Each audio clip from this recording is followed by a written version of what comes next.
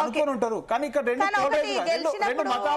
ప్రచారం టైంలో అభివృద్ధి గురించి మాట్లాడతారు దిలీప్ గారు. ఇప్పుడు ప్రచారం టైంలో మాట్లాడతారు కానీ గెలిచాక ఓట్ల గురించి వీటి గురించి మాట్లాడతారు. Very common. అది మీరైనా ఎవరైనా మాట్లాడతారు. అది తర్వాత వస్తుంది. బట్ ఆ టైంలో గెలిచినప్పుడు వాటి గురించే మాట్లాడతారు. దాని గురించి కూడా వస్తుంది. ఒక్క నిమిషం ఆగండి. జయరాం గారు అప్పుడే సబ్మిషన్ మెన్షన్ చేస్తారు. ఆయనది నేను తెలుసుకుంటాను. జయరాం గారు, సో ఇందాక మీరు సబ్మిషన్ మెన్షన్ చేస్తారు కాబట్టి ఒకసారి చెప్పండి. యా దీంట్లోపల ఏదైతే మనము అసదుద్దీన్ ఓవైసీ ఎంఐఎం గురించి మాట్లాడుతున్నామో, ఎంఐఎం గత 30 సంవత్సరాలు నేను అబ్జర్వ్ చేస్తున్నాను. అందరికి కళ్ళ ముందున్న చరిత్ర.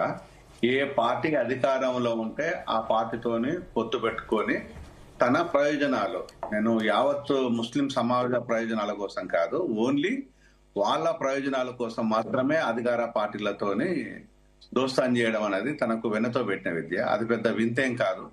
ఇక గెలవకపోవటము రావటం అనేది ప్రజలు ఆశీర్వదిస్తే, రాజకీయ పార్టీ అయిన తర్వాత ప్రజలు ఆశీర్వదిస్తే డెఫినెట్ గా అందరు గెలుస్తారు. ప్రజలతో మమేకం ఉండాలి. కానీ ఇక్కడ బీజేపీ చేస్తున్న ఒక వింత డ్రామా ఏంటంటే, వాళ్ళను బతికించుకోవడం కోసం ఎంఐఎం కు జీవం పోస్తున్నారు. పొద్దాక ముస్లిం ప్రజలను తిట్టి ముస్లిం సమాజాన్ని కించపరచడం వల్ల ఎవరు హర్షించరు.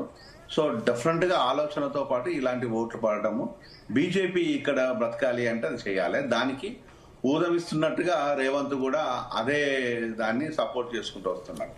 సో ఇదంతా ఒక పొలిటికల్ డ్రామా. నెక్స్ట్ ఇంతకుముందు తమ్ముడు చెప్పింది ఏంటంటే, శ్రీనివాస్ అనేది గెలవటం అనేది ఫార్వర్డ్ బ్లాక్ నుంచి కాదు. అక్కడ కవిత ఎంట్రీ ఇచ్చేసి, ఫార్వర్డ్ బ్లాక్ చీఫ్ వచ్చేసి జోజిరెడ్డి నా ఫ్రెండే, అక్కడ వచ్చింది ఏంటి అంటే తన ఎంట్రీ కూడా మన జనసేన పవన్ కళ్యాణ్ కంటే బెటర్గా ఉందని చెప్పవచ్చు. అంతే తప్పితే ఆ కవిత గెలిస్తే ఓడితే నాకు పెద్ద ప్రయోజనాలు ఏమి ఉండవు. సో ప్రజలు గెలవాలి, ప్రజలు మాత్రమే గెలవాలని కోరుకునే వ్యక్తిని నేను. రాజకీయ పార్టీలు గెలవాలని కోరుకునే వ్యక్తిని కాదు. సో ఇక్కడ కాంగ్రెస్ గెలిచినా, బీఆర్ఎస్ గెలిచినా, బీజేపీ గెలిచినా పెద్ద ప్రయోజనాలే ఉండవు. ప్రజలు గెలిస్తే ప్రయోజనాలు ఉంటాయి. ప్రజల కోసం పనిచేస్తే ప్రయోజనాలు ఉంటాయి. అది నేను కోరుకునే వ్యక్తిని. మరొక అంశాన్ని విషయానికి వచ్చినప్పుడు ఇక్కడ పాలకులు, నేను పాలకులనే ఎందుకు గత 15 సంవత్సరాల నుంచి ఓన్లీ పాలకుల విషయాలు ఎందుకు మాట్లాడతాను అంటే, పాలకులు చాలా కీలకం. ఏ దేశం తీసుకున్నా ఏది చేయాలన్నా కూడా పాలకులు చాలా కీలకం. పాలకులు ఇక్కడ అవకాశవాదుల్లాగా వ్యవహరిస్తున్నారు. అది కరెక్ట్ కాదు. అంటే ఈరోజు ప్రజలిచ్చే గెలుపు మీకు నెత్తినెక్కినట్టుగా బిహేవ్ చేస్తూ ప్రజలు మాత్రం మీరు వదిలేస్తున్నారు. ఈరోజు ఏదైతే మనం మాట్లాడామో, ఏదైతే మనము ప్రజల్లోకి తీసుకెళ్లామో, ఏ దోపిడీ గురించి మాట్లాడామో, ఈరోజు కాంగ్రెస్ లో దోపిడీ లేదా? కాంగ్రెస్ లో కులం కుటుంబం లేదా? కాంగ్రెస్ లో ఇప్పుడు ఈరోజు అవినీతి లేదా? కాంగ్రెస్ లో ప్రజల్ని ఈరోజు నెగ్లెక్ట్ చేయటం లేదా? అన్నీ ఉన్నాయి. నేను మాట్లాడిన ప్రతి ఒక్కటి ఈరోజు పాలకుల్లో కాంగ్రెస్లలో ఉన్నది. అంటే ఈరోజు ఇంకా చెప్పుకోవాలంటే ఇంకా కరడు కట్టిన కాంగ్రెస్ నేతల కంటే ఈరోజు అరోచిన కాంగ్రెస్ గా ప్రచారం చేసుకుంటున్న నేతలే ఈరోజు పవర్ లో ఉన్నారు. ఇంకొకటి ఏంటంటే జయరాం గారు, ఇంకొకటి ఏంటంటే, సరే గెలిచారన్నది కాకుండా ఇప్పుడు గెలిచిన వాళ్ళని కాపాడుకోవడం కూడా టాస్కే. మళ్ళీ క్యాంప్ రాజకీయాలు ఇవి కూడా ఉంటాయి కాబట్టి ఇప్పుడు ఖర్చు పేసిండు కదా జితేంద్ర అన్న. ఇప్పుడు ఏం చెప్పిండంటే, ఎక్కడైతే ఇండిపెండెన్స్ గెలిచిందో వాళ్ళ మీద ఖర్చు పేసేసిండు. వాళ్ళు కూడా మా వాళ్ళే, డెఫినెట్ గా మీ వాళ్ళే అన్న. డౌట్ నాకైతే ఏం డౌట్ లేదు. వాళ్లకు మీరు కావాలి, మీకు వాళ్ళు కావాలి. ఎందుకంటే పవర్ ఎక్కడైతే ఉంటుందో, బెల్లం ఉన్న దగ్గర ఈగలు వస్తున్నాయంటగా పవర్ ఉన్న దగ్గరకే వీళ్ళందరూ వస్తుంటారు. వాళ్ళ మీద ఖర్చు పేసిండు 90% రీచ్ అవుతుంది. నాకు కన్ఫ్యూజన్ ఏం లేదు. జితేంద్ర చెప్పింది 100% కరెక్ట్.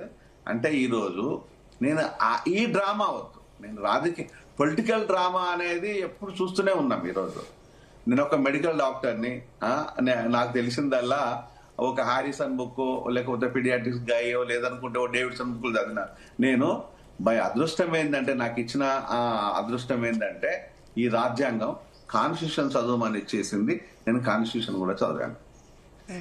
యాజ్ పర్ కాన్స్టిట్యూషన్ మనం చెప్తున్నది ఏంది, చేస్తున్నది ఏంది. ఈరోజు కాన్స్టిట్యూషన్ అనే దాన్ని ఒక వ్యవహారిక భాషలోనే మాట్లాడుతున్నాము. ఈరోజు కాన్స్టిట్యూషన్ అనే దాన్ని ఒక అలంకార ప్రాయంగా మనం పక్కన పెట్టుకున్నాం తప్పితే కాన్స్టిట్యూషన్ అనుసరించి ఈ రోజు మనం పనిచేస్తున్నామా? లేదు. ఇంకొకటి జయరాం గారు, గుండె మీద చెయ్యేసుకుని చెప్పండి. జయరాం గారు ఇంకొకటి ఏంటంటే కూడా కాన్స్టిట్యూషన్ ప్రకారంగా చేస్తున్నామని హంగు విషయాన్ని కూడా మాట్లాడుకుందాం. హంగు గురించి కూడా లాస్ట్ టైం 10 లోపే మాక్సిమం 5, 6 లేదంటే 2, 3 ఇలా కనిపించాయి కానీ ఈసారి ఏకంగా 38 చోట్ల మున్సిపాలిటీస్ హంగ్ వచ్చే ఛాన్సెస్ ఉన్నాయని క్లియర్ గా చెప్తున్నాయి. దానికి ఏమనుకోవచ్చు అంటే ఇంత డిజిట్ 38 అంటే కూడా ఇట్స్ నాట్ ఈజీ థింగ్. నేను అదే చెప్తున్నాను. ప్రజలు చాలా క్లవర్ గా ఓటింగ్ చేశారు. ప్రజలు ఆలోచనతో చేశారు. మీకు బీఆర్ఎస్ లో చేసినట్టుగా, బీఆర్ఎస్ ప్రభుత్వంలో ఉన్నట్టుగా మీకు బ్లైండ్ గా రాలేదు. ఇక్కడ చూడండి, అబ్జర్వ్ చేస్తున్నారు ఇక్కడ ప్రజలు. నేను అదే చెప్తున్నాను. నేను ప్రభుత్వం వచ్చినప్పటి నుంచి ఒక 6 నెలలు వదిలేస్తే నేను ప్రభుత్వానికి సూచన చేసుకుంటూ వచ్చాను ఈ 2 సంవత్సరాల నుంచి. ఈ 2 సంవత్సరాల లోపల కీలకమైన అంశాలు ఏందనే విషయాన్ని కూడా చాలా స్పష్టంగా ఎక్కడ ఆ జోన్ లో ప్రతిపక్షం మాట్లాడతలేదు, ప్రభుత్వం పనిచేస్తలేదు. ఇది ప్రజలు దీన్ని గమనిస్తున్నారు కదా. అంటే మనం మాట్లాడేది కూడా, మనం ఈ చర్చలు కూడా ఏది అంత ఈజీగా ఏం పోదు. ఈజీగా ఏం పోదు. వీళ్ళు అనుకున్నట్టుగా ప్రభుత్వం ఏంటంటే అంత హ్యాపీగా ఉంది, ప్రజలంతా చాలా సంతోషంగా ఉన్నారు, ప్రజలకు ఎలాంటి ఇబ్బందులు లేవు అంటే ఈరోజు అది బాధపడాల్సిన విషయం. ప్రజలకు ఎన్ని ఇబ్బందులు ఉన్నాయన్న విషయాన్ని పక్కన పెట్టేస్తే, ప్రభుత్వంలో ఉండే నేతలు ఎంత సంపాదించారు, ఎంత దోపిడీ చేశారు పక్కన పెట్టేస్తే, ప్రజలు ఈ రోజు క్షుణ్ణంగా ఆలోచించి ఓటు చేస్తున్నారనే విషయాన్ని ఈ రోజు పాలకులకు ప్రతిపక్షాలకు అర్థం కావాలనే విషయాన్ని. జితేందర్ గారు, సో దీనికి ఏం చెప్తారు? ఇందాక దిలీప్ గారు కూడా ఒక మాట అన్నారు, వాళ్ళు అధికారంలో ఉన్న టైంలో 93% వరకు మాకు వస్తే మీకేమో ఈ టైంకి జస్ట్ 56% మాత్రమే వచ్చింది. ఏ లెక్కన చూసినా సీఎం రేవంత్ రెడ్డి 100% అన్నారు. 100% ఎందుకు రీచ్ అవ్వలేకపోయారు, సగానికి ఎందుకు పరిమితం అయ్యారు అనేది ఇంకొకటి. అండ్ ఇంకొకటి ఇందాక మనం మాట్లాడుకున్నాం, 38 మున్సిపాలిటీలో హంగ్ అంటే కూడా అది ఇప్పుడు ప్రభుత్వం పైన ఒక వ్యతిరేకత లెక్కనే చూడొచ్చా? ఒకటండి, ఇంతకుముందు ఒక చిన్న సజెషన్ అండి. పురపూర్లో ఎంఐఎం మనకు అనుకున్నాం చూడు, ఎంఐఎం వాళ్ళు మాకు సపోర్ట్ చేస్తారని. ఎంఐ వాళ్ళ సీట్లు చూడండి, ఇక్కడ బైన్సాల్లో 12 గెలిచిండ్రు, బోధన్లో 12 గెలిచిండ్రు, ఆదిలాబాద్ లో 6 గెలిచిండ్రు, నిర్మల్లో 3 గెలిచిండ్రు, జైరాబాద్ లో 2 గెలిచిండ్రు, నారాయణపేటలో 2 గెలిచిండ్రు, జగిత్యాల 2 గెలిచి, సంగారెడ్డిలో 1 గెలిచి, ఇలా చెప్పుకుంటూ పోతే వాళ్ళ సత్తా చాలా పెద్ద ఎత్తున అయిపోయింది. ఈ రోజు వాళ్ళు చాలా మంది గెలిచిండ్రు. వాళ్ళు మాకు పెద్ద సపోర్ట్ ఏం చేయలేదు ఎక్కడ కూడా పెద్ద దాంట్లో. కాబట్టి దీంట్లో ఒకటి మనం గమనించాల్సింది ఏంటంటే, ఆ రోజు వాళ్ళు పెద్ద ఎత్తున వాళ్ళు పరిపాలనలో, ప్రభుత్వంలో మొత్తం టోటల్ గా ఎక్కడ కూడా ప్రతిపక్షం లేకుండా నిర్వీర్యం చేసి ఎలక్షన్ జరిపి ఆ రోజు దాదాపుగా నాకు తెలిసి ఒక 70 స్థానాలు ఏకగ్రీవం అయినాయండి. ఆ రోజు బీఆర్ఎస్ వాళ్ళు చేసినటువంటిది.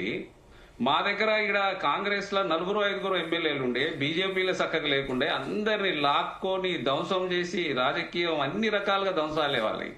ఆ రోజు బెదిరించి నాయాన పోయిన. ఈ రోజు చూడండి, ఇప్పుడు కూడా అయినాయి కదా, మొన్న కూడా అయినాయి కదా, ఎలక్షన్స్ కి ముందు కాంగ్రెస్ కి